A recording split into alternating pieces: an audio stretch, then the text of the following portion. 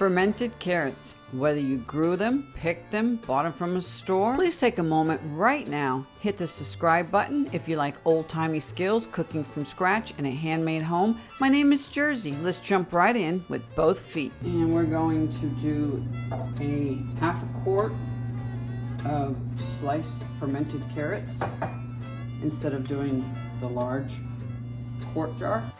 Again, this is our veggie soap. Dip it in to get it wet. This is a designated veggie brush. I'm going to hang this to dry. You do not have to wash your vegetables. Some prefer not to. They say the bacteria will help it grow faster. I prefer to wash all mine. Do what suits you that you feel comfortable with. I will not be saving this water, but this water I will be saving. Thank you, Justin, for my new garden pan. I already made my brine. Since I'm only doing a small batch, this is approximately 2 cups of filtered water, 1.5 tablespoons of sea salt. If you want to do a quart, just double it. It'd be 4 cups to around 3 tablespoons of sea salt. Let's talk sea salt for a minute. I only use sea salt, organic sea salt, for fermenting. Here's the large coarse sea salt, and here's the fine sea salt. I use the coarse for fermenting, and I use the fine, as you can see, a lot more for cooking and especially baking. It dissolves a lot quicker. I borrow these from my soap lab. This is coarse pink Himalayan sea salt, and this is fine Himalayan sea salt. I do not use pink Himalayan sea salt. Choose what type of sea salt you would like to use. Make sure it's not iodized or canning pickling salt. To save time, I boiled my water, added my sea salt, dissolved it, and now it is cooled to room temperature. Now you can peel these or choose not to peel the carrots. That's your choice. And as you see, there's a little dirt on there. You actually need good bacteria to ferment. So I am not going to peel these.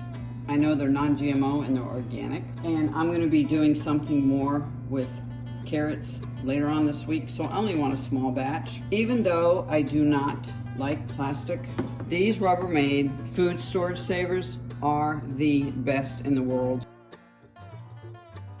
These carrots have been in here over 3 months. I have lemons that sit in here 6 months. Celery will actually stay fresh, same thing with the carrots, and they will actually grow greenage, and when you go to make them, you can actually cut these off and re-sprout them. I have a whole blog on that. If they would make these glass, it would be the best thing in the world. I have been using these for years. You can have food in here 3 to 6 months. Strawberries will last a week and a half versus 2 days. Lemons, awesome. Radishes, 6 months you can keep them. It's like putting them in a cold storage. I will leave the link below to these. They have all different sizes. I love these the best for the long ones. You can get creative when you ferment. You can add fresh dill, fresh garlic, little baby onions. Today, I'm going to add organic cinnamon sticks.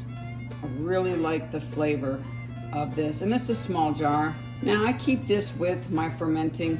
You don't have to, but I made this a while ago. It's a bamboo skewer. It just tells me about what size will fit in the jar. I'm going to make these carrot sticks, and I will be right back. You can slice them or dice them if you'd prefer.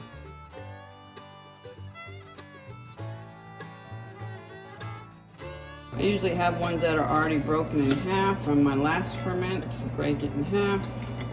Just add one. That's all I like. Makes me get ready for fall. Now, if you don't want to do it like this, you can buy the little bag of carrots already done. They're really tiny and they're even peeled. Dill is really good. Putting a fresh sprig of dill in there, very, very good. Check out my video I did the other day on fermenting cucumbers. It explains how you do not have to use this whole kit. I don't want to go into it again in case you've already watched it. I don't want to put you through that again. But if you have not watched it, jump on over. I'll leave the link below or up on the screen. I'll leave it up there. Hey, I finally did that. I got to do that. That was fun. Click on it after you finish watching this one, and it will tell you how you do not have to buy this kit. You don't have to have UV and all that good stuff. So you just add your brine, which is cool. I did boil it. It is now room temperature. After adding your brine, add your glass weight, push it down, make sure there's enough brine on top of it. That's basically what you want. You want the water to overflow. Put your silicone lock on. Put your ring on.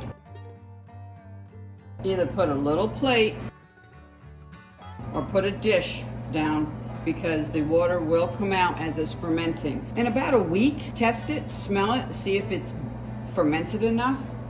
I usually do a week.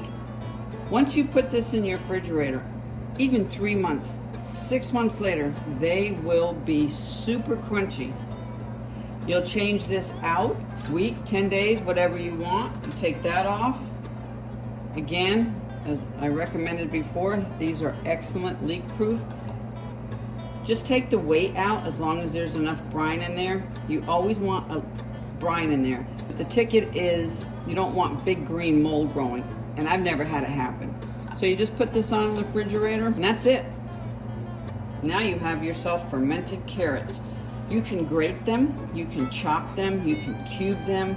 I'm going to be making, I call it fermented coleslaw. Next video will be carrots and cabbage fermented together, and it's so easy to make a homemade coleslaw sauce, and it's instant. You always have fermented coleslaw. I'm going to be doing that next. That's why I also did a small jar of the carrots.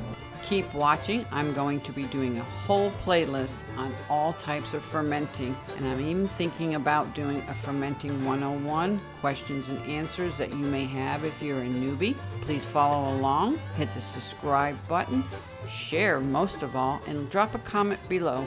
I appreciate you, and thank you so much.